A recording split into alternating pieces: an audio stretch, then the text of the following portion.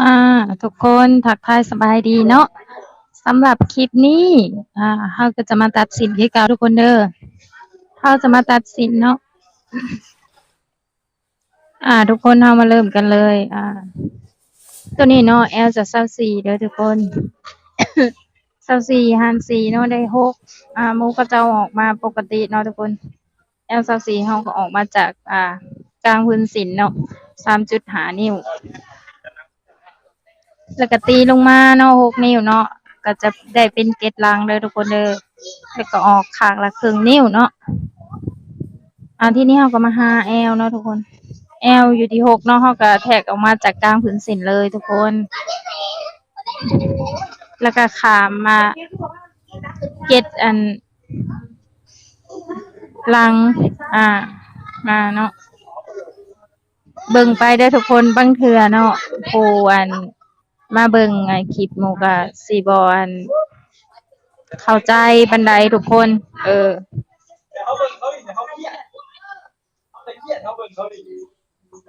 ล้วเราก็มาหาเก็ดหนาทุกคน เก็ดหนาก็ตัวนี้เนาะแอลเพิ่นอยู่ที่24โมก็จะออกมาเลย จากเส้นแอลเนาะทุกคน จากเส้นสะโพกประมาณ4นิ้วทุกคนทีนี้เราก็มาตีเส้นเนาะเชื่อมลงไปหากันเด้อทุกคนเด้อ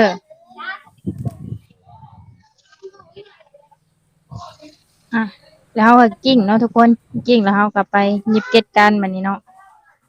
ทุกคนไว้บันขี้ตัวเด้อทุกคนเด้อ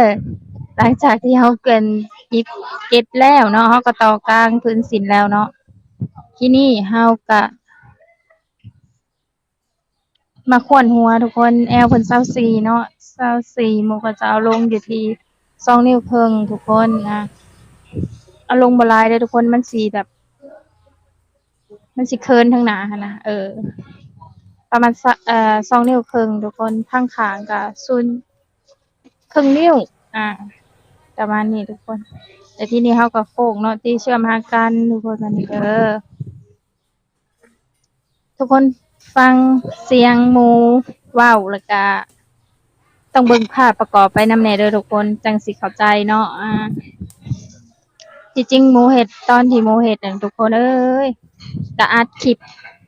นี่แหละแต่ว่าเสียงมันบ่ได้ทุกคนแล้วก็มาตัดใหม่ทุกคนบัดนี้กว่าสิได้คลิปหนึ่งเนี่ยโอ้ก็บ่ธรรมดาทุกคนเพราะว่าหมู่ก็